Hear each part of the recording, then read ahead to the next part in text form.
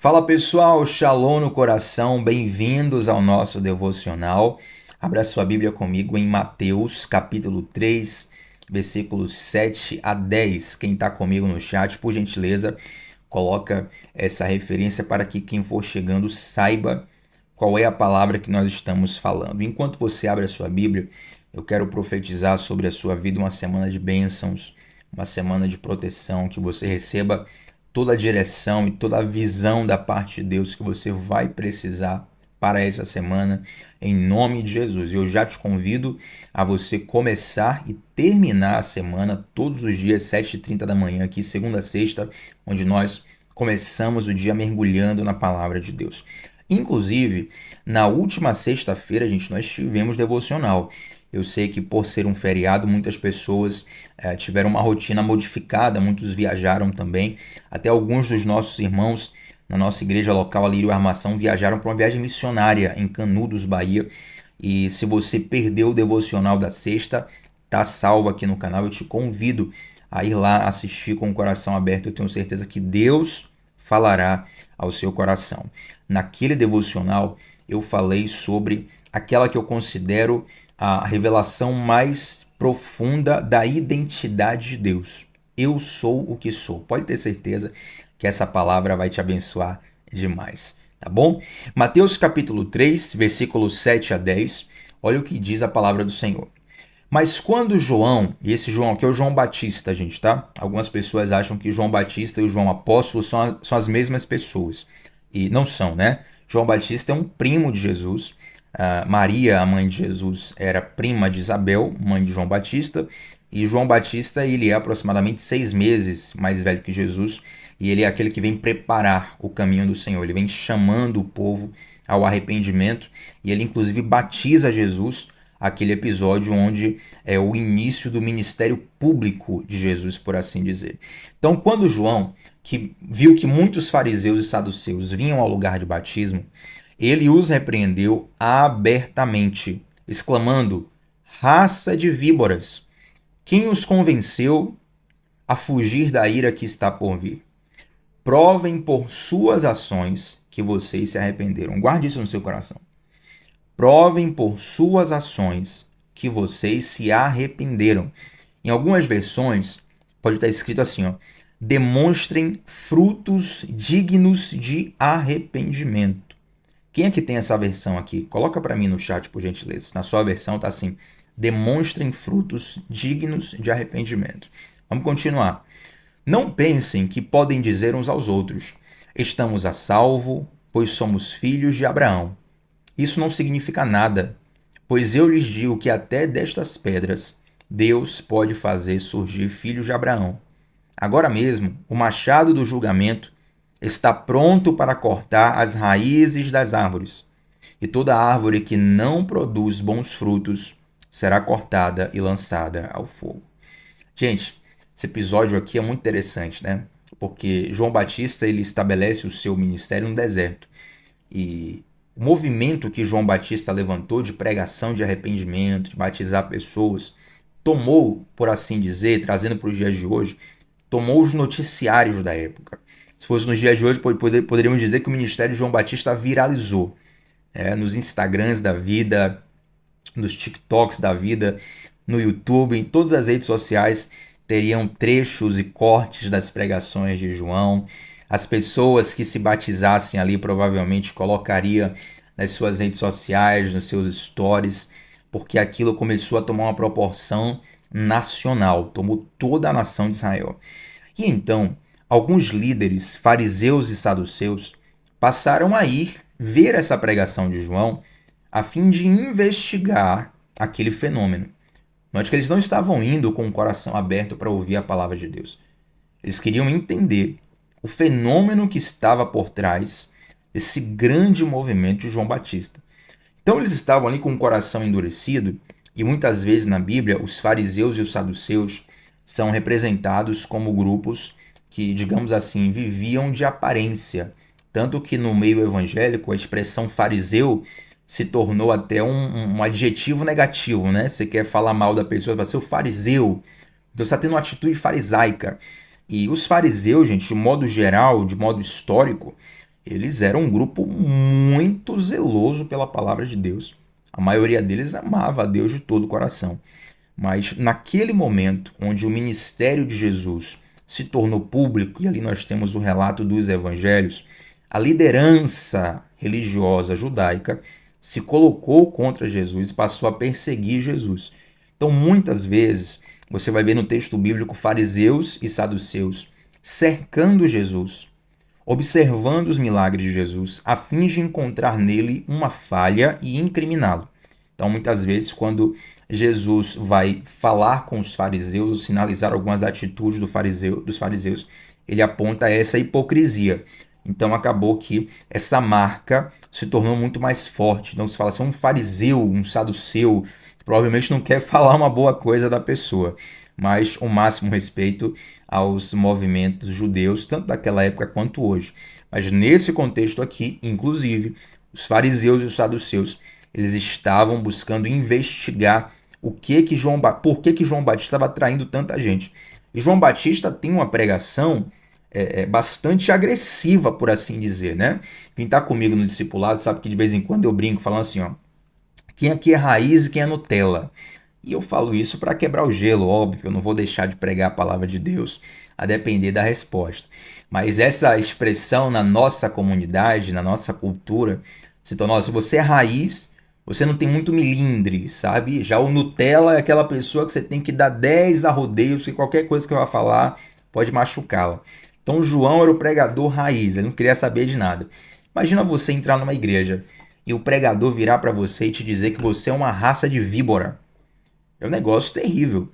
Até hoje, naquela época já era, nos dias de hoje, na verdade, historicamente, desde o Éden, você vê que a figura da serpente está conectada a uma figura de engano.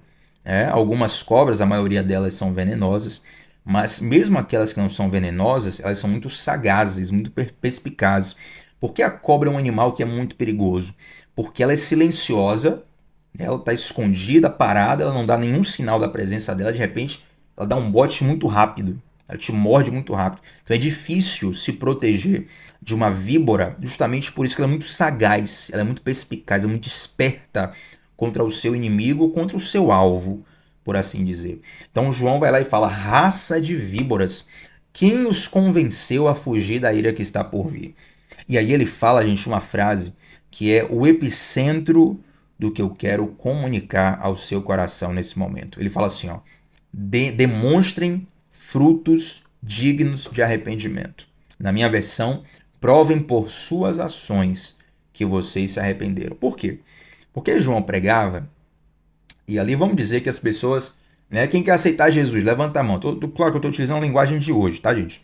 Quem quer aceitar Jesus, levanta a mão. A pessoa levanta a mão, aí João já batizava ali. Então muitos fariseus e saduceus, eles iam lá e levantavam a mão apenas da boca para fora, por assim dizer. Eles não queriam de fato aceitar a pregação de João nem se arrepender. Eles queriam apenas estar ali fingindo ali, estar ali observando, sabe? Todo mundo está sendo batizado, quero ser batizado também. E muitas vezes a nossa experiência com Deus, ela é muito Maria vai com as outras. Tá todo mundo indo, eu vou também. Todo mundo posta versículo, eu posto também. Todo mundo participa de um GC, eu participo também.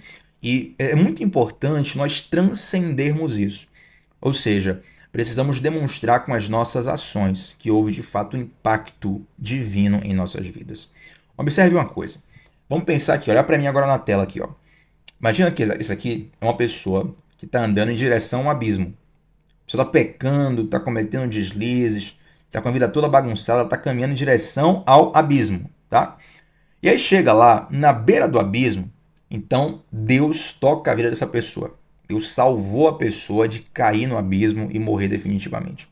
Só que, além de Deus frear a pessoa de cair no abismo, Deus também muda a direção. Faz um 180 e a pessoa agora começa a voltar no caminho contrário. Entende? Então, até eu utilizei o exemplo da pessoa, você deve ter entendido, mas para facilitar, imagina um carro. O carro está desgovernado indo em direção ao abismo. Você frear o carro e parar o carro já é uma bênção. Só que você não vai deixar o carro parado lá para sempre, né? Você tem que voltar, ou dar marcha ré, ou faz a volta e vai na direção contrária ao abismo. Quem está entendendo? Então, ir na direção contrária ao abismo é exatamente o que significam frutos de arrependimento. Lembre, gente, da história de Zaqueu, e quando Jesus entra na casa de Zaqueu, Zaqueu fala assim, olha, se eu roubei um dinheiro, né? Se eu roubei uma coisa, roubei um centavo, um dólar, um real, um cruzado, um euro, o que você quiser. Se eu roubei de alguém, eu vou devolver 4 vezes mais. Gente, o cara que está disposto a restituir 4 vezes mais daquilo que porventura ele tenha roubado, é um cara que demonstra que ele está profundamente arrependido. Ele não está só dizendo, olha, eu vou parar de roubar. Não, não. Ele está dizendo, eu vou parar de fazer isso aqui. E se porventura eu dei prejuízo a alguém, eu vou restituir 4 vezes, entende? Então, isso é uma atitude tão impactante que você fala assim, uau, esse cara realmente ele não está para brincadeira. Esse cara realmente ele está demonstrando um fruto de arrependimento.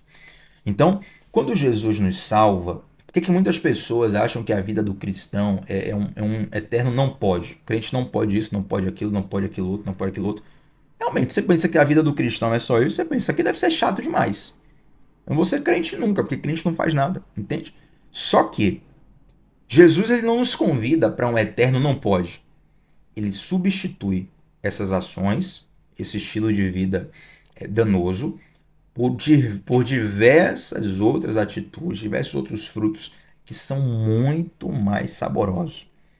Então, alguém que vivia em promiscuidade, traía o cônjuge, vivia mergulhado no alcoolismo, agredia a família, roubava, fazia, acontecia. Quando Jesus entra na vida dessa pessoa, ele não só para de fazer aquilo, como ele começa também a produzir frutos contrários àquilo. Ele começa a preencher a vida dele com a conduta que vem do céu, com o estilo de vida que Deus vai ministrar sobre ele. Quem está entendendo, gente? Entende? Então Deus quer nos trazer para essa experiência, porque muitos de nós, sem querer, acabamos nos igualando a esses fariseus e saduceus. Aí, Thiago, eu não quero ser fariseu de jeito nenhum. Então, muitas pessoas iam lá no deserto e ouviam a pregação de João apenas para poder, sabe, tô aqui levantando a mão, olha, naquela época não existia, mas se estivesse naquela época, né, olha, tira uma selfie aí, eu tô aqui, eu tô sendo batizado por João, vou postar em todas as redes sociais para todo mundo ver que eu participei do avivamento da época.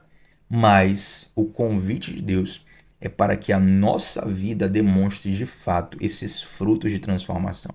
Gente, vou falar uma coisa, o evangelho, ele só é pesado para quem não foi transformado de verdade. Você que gosta de anotar aí, eu sei que tem muita gente, eu amo isso, pessoal que anota, seja no digital, seja no caderno, até posta no Instagram, depois me marca. Me marcar e postar não tem problema, você fazer ou não, é liberdade sua. Mas anotar isso aqui vai te ajudar a aprender. O evangelho, ele só é pesado para quem não foi transformado de verdade. Tá? Porque a Bíblia fala, o próprio Jesus fala, o meu fardo é leve. O meu jugo é suave. Então, se você não foi liberto de verdade, aí vai ser um fardo, meu amigo. Você viveu um estilo de vida que exige de você algo que você não tem. Entende? Que exige de você uma coisa que você nem quer fazer. Mas o Evangelho, quando o Espírito Santo entra nos nossos corações, ele muda os nossos desejos.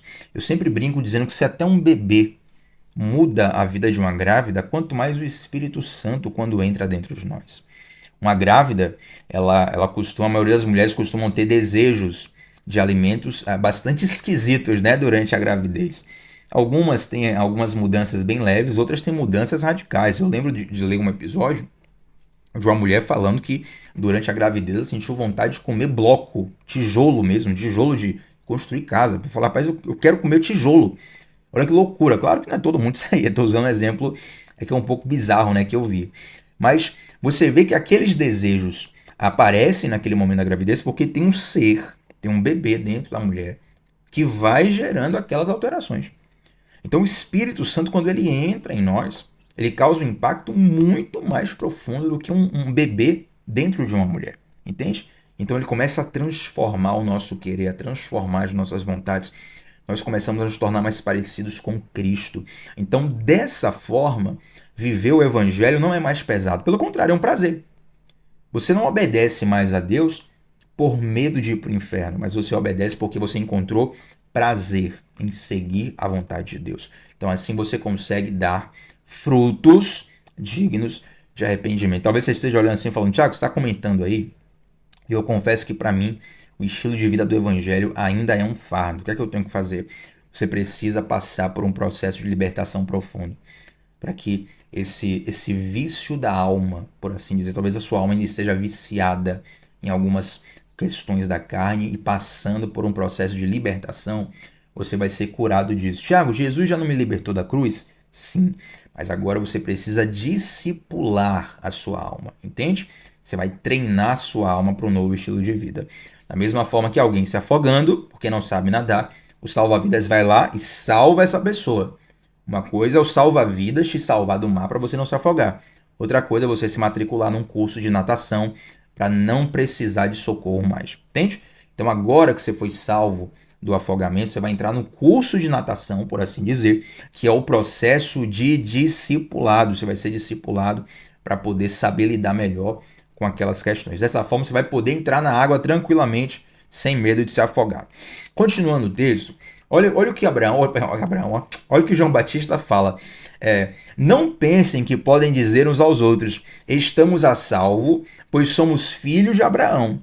Isso aqui é muito forte. Aqueles fariseus e saduceus, eles achavam que não precisavam mudar de vida porque eles já eram filhos de Abraão, eram filhos da promessa. E aqui, tchau, como é que eu aplico isso para minha vida? Gente, quantas vezes hoje a gente fala, cara, eu já vou na igreja, eu leio a Bíblia, Tiago, eu tô no devocional aqui todo dia, sabe? Faço minha oração, a minha letra tem uma playlist no Spotify, Tiago, uma playlist gospel aqui no Spotify. Então, pô, não preciso mudar de vida, entendeu? Eu já fiz minha parte com Deus. Gente, cuidado. Olha o que o João Batista fala. Isso não significa nada. Verso 9. Isso não significa nada. Pois eu lhes digo que até dessas pedras Deus pode fazer surgir filho de Abraão. Tem uma passagem e, olha, eu não vou prometer trazer essa semana, tá? Mas quem sabe logo em breve eu vou tratar essa passagem aqui no devocional. Pode ser que eu traga amanhã logo, ou então durante a semana aí, mas não vou prometer. E aquela passagem que fala assim, ó. Muitos naquele grande dia, juízo final, dirão assim, Senhor, Senhor, em teu nome preguei, curei, expulsei demônios, dei cambalhota, voei, fiz post no Instagram, compartilhei versículo, fiz foto, fui para a igreja, fiz curso de membros, fiz isso, fiz aquilo. Em teu nome eu fiz tudo. E aí Deus vai dizer assim, apartai-vos porque eu não vos conheço. Olha a diferença, gente. As pessoas vão dizer, Senhor, eu fiz. E Deus vai dizer, eu não vos conheço. Significa que relacionamento com Deus não tem a ver com fazer. Tem a ver com se relacionar, com conhecer, com ter intimidade. Por quê? É na mesa de relacionamento que você é transformado. É na mesa de relacionamento com Deus que você é transformado. E essa transformação vai mudar o seu caráter a ponto de que as suas obras elas vão ser consequências naturais da transformação que você está vivendo. Se você olha para um pé de manga, alguém fala assim, olha, esse pé aqui é um pé de manga. Aí você fala, não pode ser pé de manga, porque está dando maçã. Não, mas é pé de manga, mas está dando maçã. Mas ele falou que é pé de manga, mas está dando maçã. Os frutos falam mais do que as palavras. Entende isso, gente? Os frutos falam mais do que as palavras. Naquele grande dia, nós vamos precisar mostrar que tivemos de verdade um fruto digno de arrependimento. E aí termina aqui dizendo, olha o que João Batista fala, agora mesmo o machado do julgamento está pronto para cortar as raízes das árvores, e toda árvore que não produz bons frutos será cortada e lançada ao fogo. Tradução, você pode me enganar, você pode enganar alguém, você pode até se enganar, mas a Deus ninguém engana. E a ideia dessa palavra está longe de ser te colocar um medo sobre isso, mas é de chamar a atenção para você entender que existe algo muito mais profundo em Deus do que meramente uma vida estética, que é o que nós, infelizmente, como sociedade, nos acostumamos a fazer. Nós sabemos direitinho qual é o padrão estético que faz para poder mostrar para as pessoas que nós somos espirituais, que nós amamos a Deus. E claro, não estou proibindo você de se expressar publicamente a sua fé. Pelo contrário, isso é bom, faça isso. Eu faço isso direto nas redes sociais.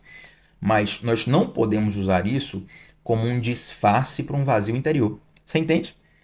Nós precisamos, com a nossa vida, frutificarmos de fato, para mostrarmos o fruto de arrependimento, que aí é quando verdadeiramente a nossa vida começa a causar impacto em quem está ao nosso redor. Os testemunhos mais marcantes que você pode conhecer, eu conheço vários assim, são de pessoas que você outrora olhava assim e falava assim, fulano, essa pessoa aqui nunca vai ser crente. Todo mundo na história vai se converter, mas fulano é difícil demais, fulano não tem como se converter não. Aí aquela pessoa se converte, ela tem uma mudança de vida tão impactante que a expressão da vida dela já é um testemunho público do poder de Deus. Não é verdade? Então, quanto mais somos transformados por Cristo, menos precisamos falar, porque a nossa própria vida começa a expressar o que Deus fez em nós. E eu desejo que esse seja o roteiro da história da sua vida.